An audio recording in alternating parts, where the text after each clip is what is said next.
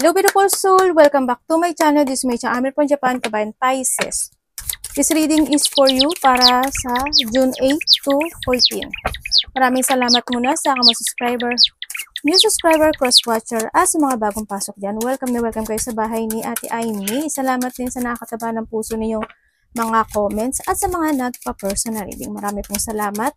Kung gusto nyo na energy nyo lang talaga, ang gusto nyo makuha natin, all the details para sa personal reading ay nasa ibaba ng video na ito. This is a general reading. Kunin mo lang ang sayo at itapon ang hindi sayo. Maaring ito isa vice versa. Energy mo, energy ng person mo, energy ng malapit sa puso mo. Nangyayari, or mangyayari pala. Use your own intuition, lawakan natin ang ating isipan. Marami kayong energy sa mundong ito, kaya hindi ito basta-basta mag-resonate sa inyo.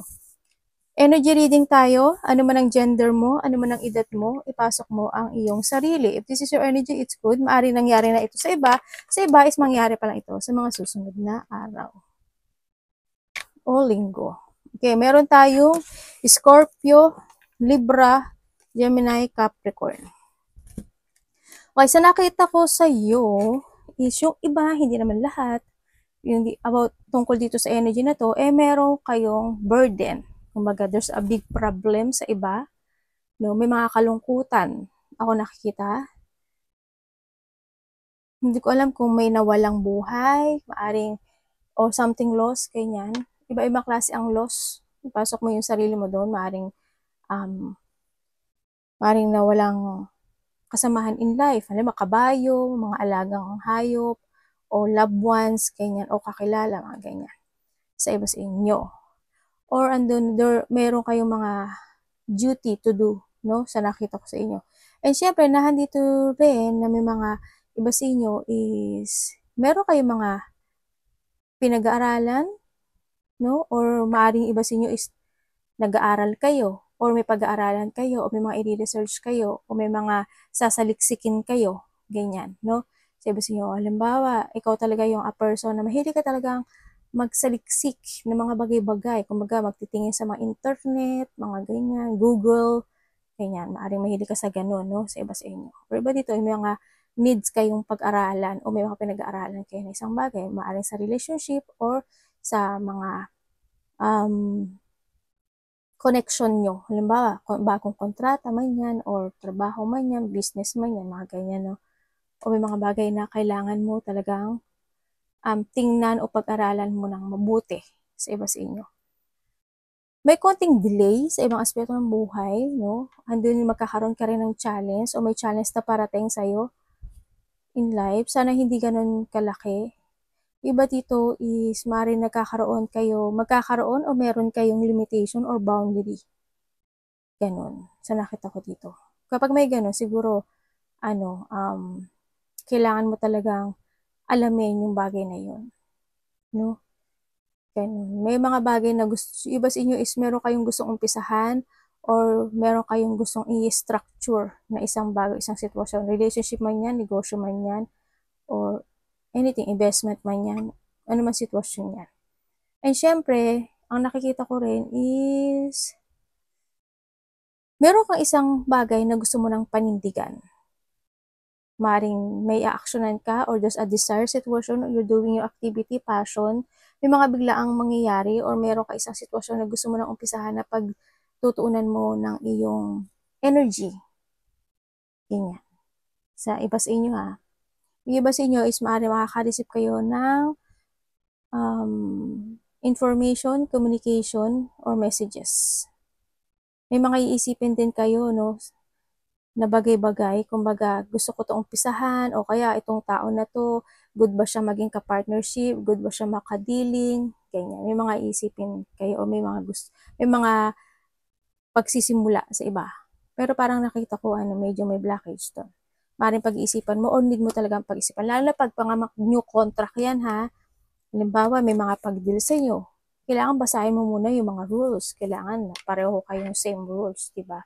Kasi may nakikita rin ako dito na there's a promises, contract, dealing, or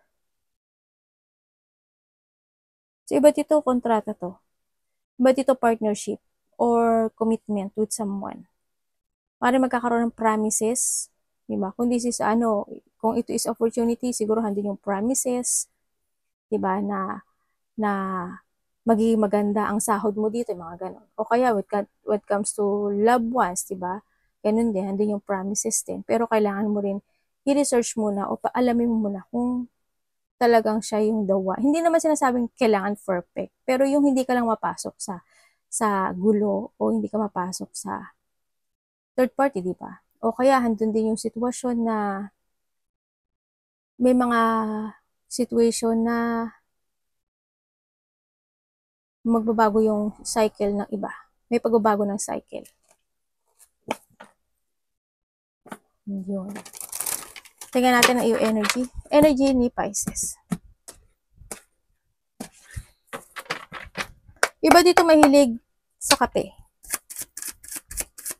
Coffee is life. May hingi ata sa'yo ng tulong? Ay, sorry. Yung iba dito, maaring may hihingi sa'yo ng tulong na kailangan. Halimbawa, siya yung may lungkot sa kanyang mga mata. Siya yung lungkot sa kanyang mga, parang ano lang, ano. Meron siyang nararamdamang lungkot o may problema siya, maaring siya isumingi sa'yo ng tulong. Or maaring ikaw may nararamdaman kang lungkot o yung needs, maaring humingi ka ng tulong. Vice versa. May pagtulong ako nakikita. Maaring in that, kung yun pag-iisipan mo muna, halimbawa, nanghiram siya ng pera. Ano, kailangan ko ba itong pahiram? Baka ma-scam ako nito, baka lokohin ako nito, baka hindi ako bayaran nito, pagkasingilan, magtatago na, sasabihin, sa pagalit. Di ba may gano'n pag may mga nanghihiram? Sila pa yung galit pag siningil mo na sa tamang singilan. Kumbaga, hindi nila nakukuha yung promises nila, hindi sila tumutupad. Yan, may mga gano'n. Ako nakita rin dito. Energy ni Pisces. Kumbaga, may mga pangako dito na napako, no, sa iba sa inyo. Na maaari hanggang ngayon, dala mo pa yun at bit-bit mo pa yun.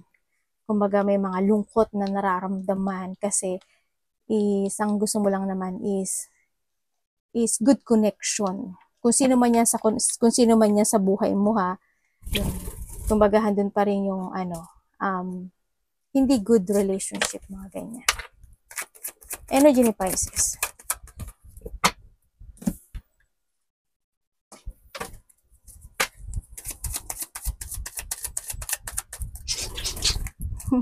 Anak, ba't dito ka? Baluga ka talaga.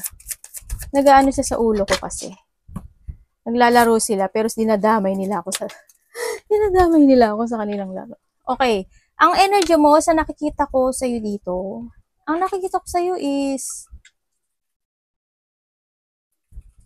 try to make it balance. Kumbaga, dito yung patient situation mo this time. Parang hindi yung kalmado ka lang, I want peace, ganyan. Ayokong ma-stress, mga ganyan. Nandun ka sa point na yon. Kumbaga, hindi yung you want to release yourself sa isang pain na nararamdaman mo in the past, ganyan. No, maaring this time is magiging more on balance ka, magiging mas more on panatag ka. You will find peace this time. Maaring may mga bago sitwasyon na nagtapos na or magtatapos na, no, sa iba sa inyo. Alam mo, nakabayad ka na ng utang, ay tapos na, ay salamat, nakabayad na ako ng utang. Mga ganon. Sa iba, ganon. And then also,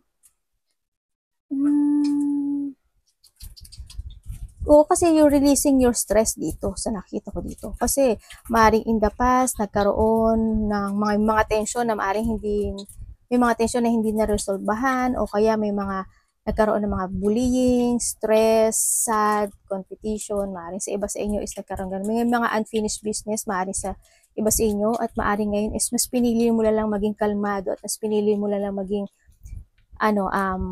peace this time. Kumbaga, andun ka sa sitwasyon mo na yun.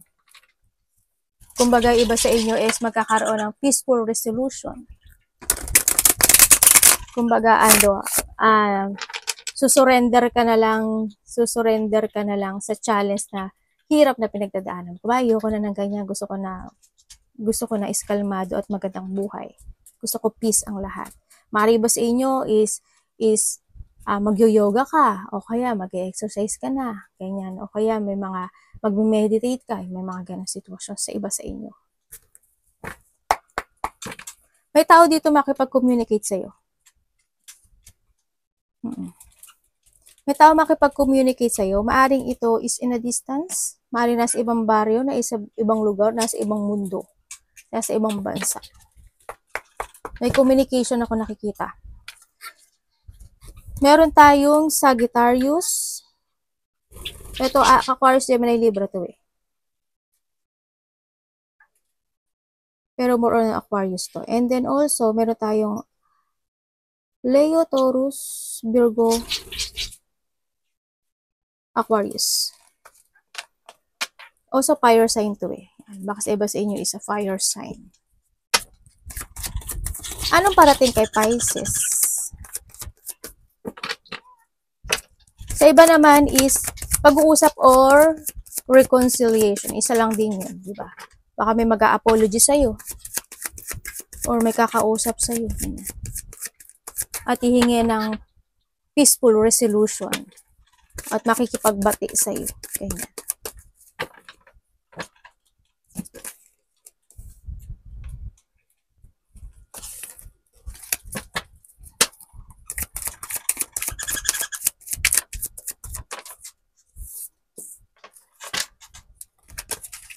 Yung iba sa inyo, siguro iba nagbabalak kayong mag-travel. Pero hindi pa siya sure. Pero iba dito, maaari mayroon pang mga pagbabalak ng pagta-travel, ganyan, o nagpaplano sa nakikita ko sa iyo, yun parating.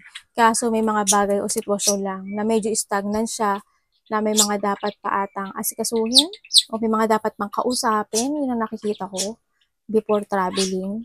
Yun ang nakita ko dito. Maring 3 months, August, or weeks man yan, days man yan, 8 days man, 3 man yan, or 8 ganyan. Doon sa pagitan na yun. And syempre, ang nakikita ko rin dito ay meron ka isang bagay na gusto mong i-forward or i-plano, pero sa ngayon wala kang magawa. Maaring kasi bad timing, ganyan, or maaring out of control ka dito, na maaring may mga plano ka na pwede mo i-cancel or delay, ganyan. May mga lakad na pwedeng ma-delay at i-cancel. May mga plano na ganun din. May mga situation na nagiging slow yung movement mo sa nakikita ko dito. Is more on stagnant, ganyan. Nagkakaroon ka ng losing momentum dito. And then, syempre, ang parating din sa'yo, merong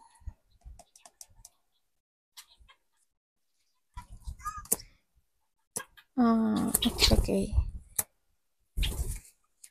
Okay, sa nakita ko sa iba sa inyo, hindi ko alam kung nagbabalak kang magpa-dental clinic, ganyan. Meron bang connected sa'yo si dental clinics? Para may nakikita ko doon. Or someone, ganyan, sa nakita ko dito. Yun. May dental clinic ako nakikita.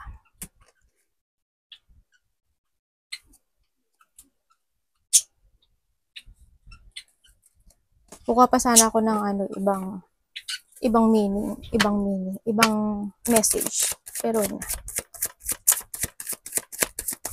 Dito rin, sa nakikita ko dito, ikaw or someone, may taong naghihintay para kausapin or makipag-usap. Pero kasi may tao ako nakikita dito na ayaw niya ng kausap. Ganun. Parang hindi yung situation na may isang bagay na hindi makamove on or hindi pa nagtatapos. Hindi pa naaayos dito. Kaya nakita ko para may paghihintay. O may naghihintay. Universe, ano dapat iwasan ni Pisces? Yung iba dito, may mga gusto kang sabihin sa isang tao na maaaring hindi mo masabi, at or vice versa, may tao na may gusto siyang sabihin sa'yo, hindi niya rin masabi. Or talagang ayaw nang makapag-usap sa'yo. Ayaw lang. Buong kausapin, ayaw lang makapag-usap sa'yo. Dapat iwasan. But the store. Ano? Okay. Okay, dapat mo daw iwasan is yung the number 1 is not to trust sa intuition mo. Teka lang, inaayos ko yung ano ba to? yung sa braso na ano, 'di ba pag ano ba yun, pati engot ko talaga. Alam mo yung Tagalog minsan ay engot ako, bobita. Bobitang ate yun, no? Iwasan mo daw yung magpa-stress, ma-depress, yung hindi maging totoo sa sarili mo, yung ma-let down sa isang sitwasyon, no? O hindi mo baguhin o i-renew yung paniniwala mo sa taas. Siyempre, kailangan mo is to clarity something into your life. May mga bagay o sitwasyon na kailangan ng clarity or wag kang mag-doubt, ganyan. Umiwas ka na magkaroon ka ng doubt sa isang tao, sa sarili mo, syempre, and to judge, ganyan, no? And syempre, iwasan mo din yung hindi mo i-renewal yung sarili mo. Ay, anak, luga ka. May lumaglag eh. Ganun. And iwasan mo yung i-hate yung sarili mo o mag-guilty ka sa mga bagay o sitwasyon na nangyari. Kasi walang may kasalanan, no? Nangyari ang dapat mangyari. Kumbaga, kasi meron tayong two-star and we have the angel, ibig sabihin, nangyari yon kasi kinakailangan, no? Yun, you need to move on sa mga bagay na naganap na or kailangan na talaga ng transformation or you need to awake, no? Kung may mga bagay na mga nangyari. Let go and it's done. Kumbaga, it's over. Kumbaga, hindi yung sitwasyon. Iwasan mo magpa-stuck doon at hindi ka mag-transform sa sarili mo o mag-change ka ng decision. Kung may mga ganong sitwasyon, huwag mo na ulitin, di ba? Yan. Yun ang nakita ko dito. Huwag kang mag-guilty or tsaka syempre, paniniwala, no? Sa nakita ko dito.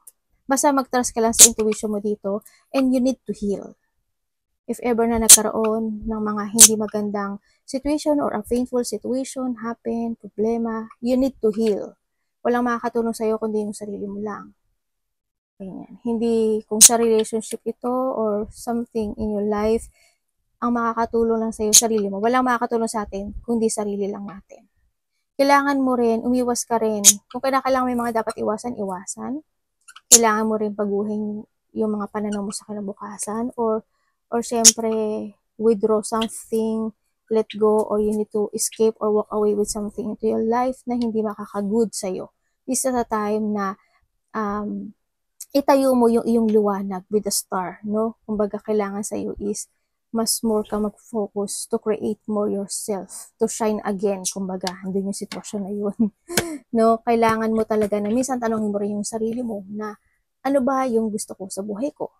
Ano ba yung magbibigay ng happiness and fulfillment sa buhay ko? Tanongin mo rin yung sarili mo. Kailangan mo rin kasi makarinig ng payo na galing sa ibang tao. Diba? Kung kailangan mo ng guidance, ganun din. Ang tanong. Andiyan lang din naman si Lord. Andiyan din naman si ano. Tingnan natin ang mga kaibigan mo. Ang magulang mo. Tingnan natin ang iyong love. Love is sa lahat kapatid. Kaibigan, karelasyon, asawa, kung sino man yan. Kamusta po ang love ni Pisces?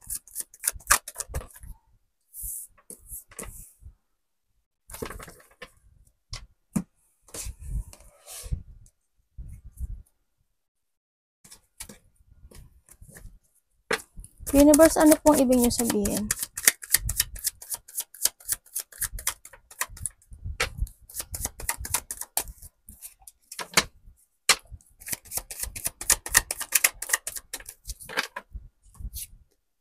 Okay, when it comes sa love, meron tayong Aquarius, Gemini, Libra, Taurus, Virgo, Capricorn. Nandito ka rin eh. Aries and Pisces, Cancer, Scorpio. Okay, kung sino man siyang element siya, wala naman dito yan kasi ano lang siya, element energy. Kung kayo is nagkahiwalay nitong tao na to, iba dito kasamahan niyo to sa trabaho. Iba dito kasamahan niyo to sa trabaho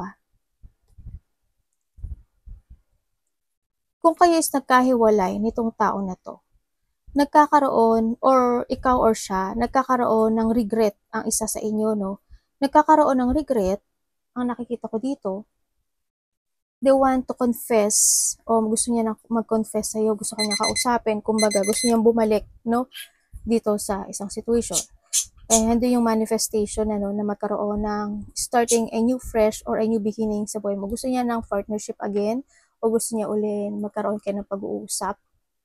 Ganun. Gusto niya ulit magkaroon sa inyo ng good communication. Ganun.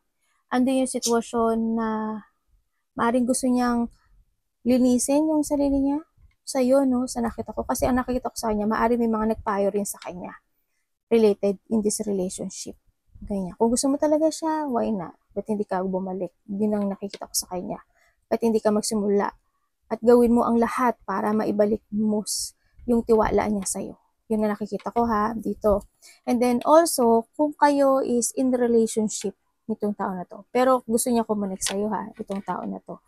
Para andun siya sa sitwasyon na sabi niya is gagawin ko ang lahat, maibalik ko lang yung trust ni Pisces sa akin. Sa iba sa inyo is this, eto hindi siya relationship ha, sa iba sa inyo. Sa iba sa inyo, nakakonect siya sa inyo. Basta yung sinabi ko sa inyong element yun. Ha? And then also, itutubid lang ni ate yung paa niya. Diba, minsan nangangawit din. And then, kung kayo is nasa relationship nitong tao na to, nahando naman yung tao na to siguro sometimes hot and cold siya sa'yo, no? Maaaring ikaw or siya is ginagawa mo talaga. Ikaw or siya, ginagawa yung lahat para dito sa relationship na to. Kumbaga, nagkakaroon ng pagkakamali, hindi yun hindi may iwasan na magkaroon ng mga conflict, kumbaga, pero nagkakabati naman kahit papaano. Nagkakaayos naman kahit papaano. Yun nga lang, siguro yung isa sa inyo, sometimes meron siyang hinahanap na wala sa iyo. Yun, maaring may mga bagay o sitwasyon na may inaamin siya sa iyo na minsan nagsisinungaling siya o kaya may mga nalalaman ka about sa kanya, no? Or hindi naman yung sitwasyon na nanahadon talaga yung trust ninyong dalawa. Ikaw, trust ka sa kanya or siya is trust siya talaga sa iyo. Yun. Kung nandun yung mga nagkaroon ng mga pangloloko, nag-uumpisa naman uli. No? Hindi pa rin yung manifestation mo na sana is tuloy-tuloy na, kumbaga. Nandun yung sitwasyon na yun. Tingnan natin ang iyong money.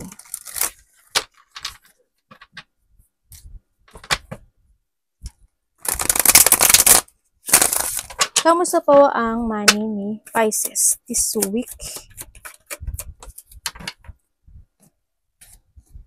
Ay, ano yan? Malalayo. Ano po ibig niyo sabihin?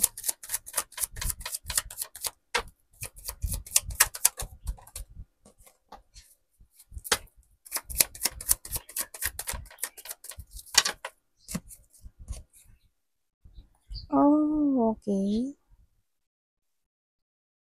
Universe, pwedeng explain mo sa akin. Kuhanin ko ha, para mas marami kayong malaman.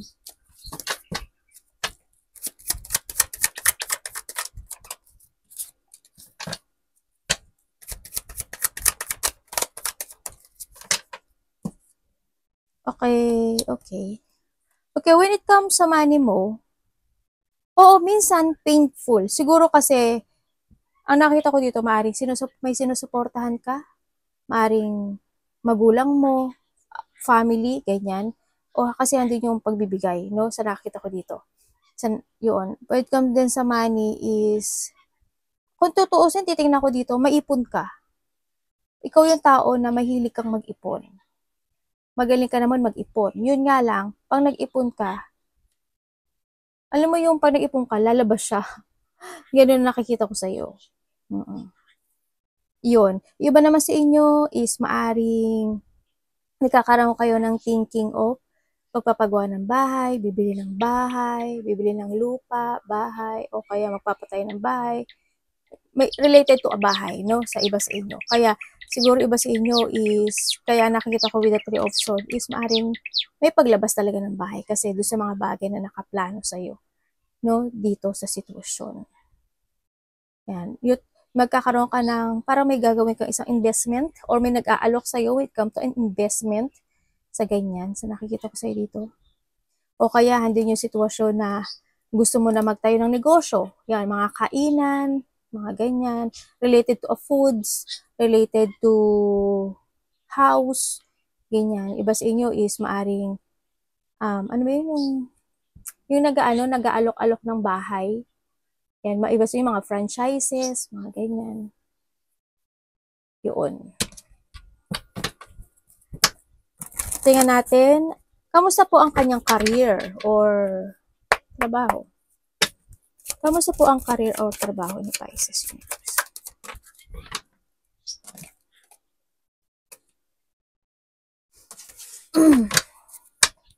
Ano pong ibig nyo sabihin?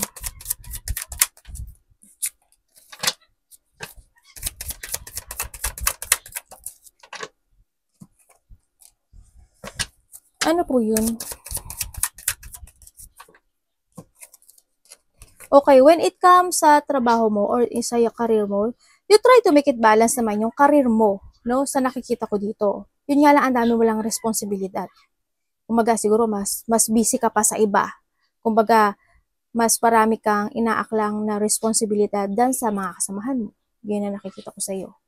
No, nagkakaroon ka ng burden, oo, pero you try to make it balance naman yung sitwasyon mo sa ngayon. Minsan alam mo yung you're being stuck sa ano mo, sa trabaho mo. Maaring nakakaisip ka na mag-let go o bumitaw o umalis, no? Sa iba sa inyo or mag-iba ng trabaho. Ganyan.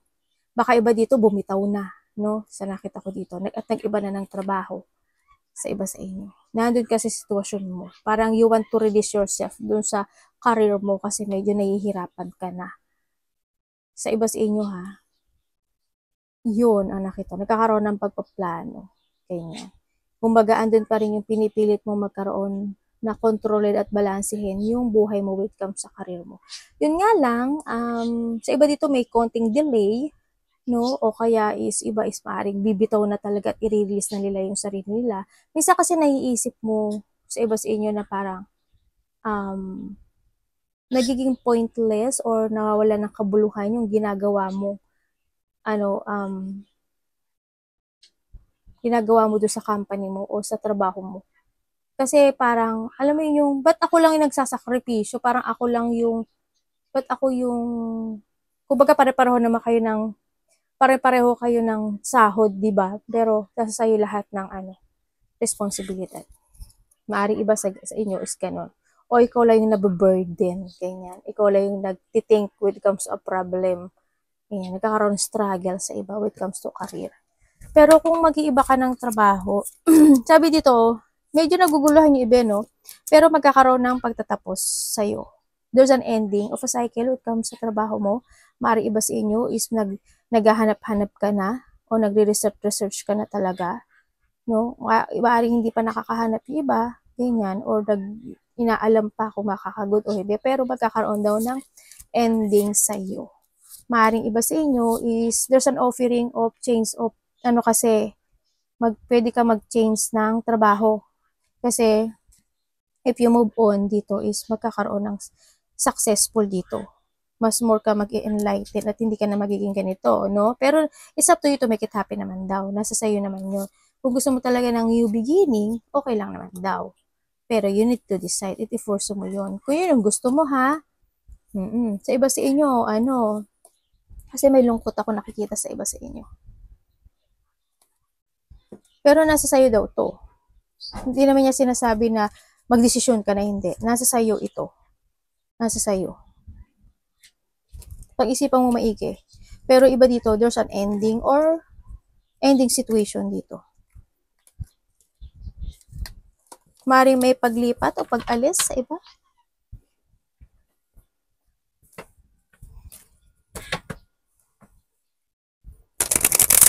Maaring halimbawa, nasa section 1 ka, ililipat ka sa section 2, maaring may ganyan.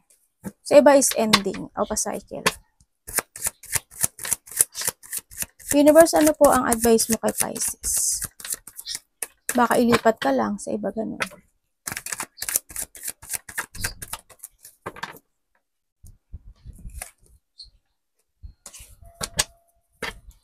Ayun ba talaga nagpingpong?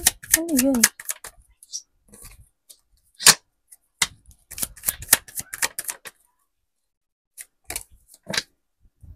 Okay, advice.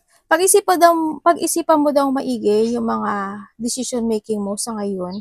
Kailangan mo rin daw na magplano ng maigi. Huwag ka raw magkaroon ng doubt sa mga balak mo this time. Sa nakita ko, kung ito is investment at negosyo, okay lang.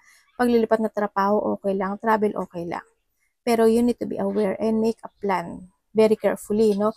Sinasabi rin dito. Siyempre, handun pa rin yung sitwasyon na you need to prepare. No, dito. And sinasabi rin dito is, something must be let go. Ganyan. May mga bagay na kailangan mo i-let go, may mga bagay na kailangan mo i-change, magkaroon ka ng self-evaluation sa buhay mo, kung ano yung mga bagay na dapat mo na alisin, i-let go, i-cut sa buhay mo. Kumbaga, mas isipin mo or mas gamitin mo ngayon yung utak mo than to your heart. Kumbaga, decision making to ng tama, as in. Kung medyo nahihirapan ka na sa isang sitwasyon mo at nagiging sad na talaga at parang hindi na totally happy, nasa sa'yo yun. Diba? Desisyonan mo. Or may mga bagay na gusto mo, dapat mong desisyonan. Pero, if you want to transform, you need to decide ng tama dito. May bullying din ako nakikita. Yun. Arigato namaste, God bless.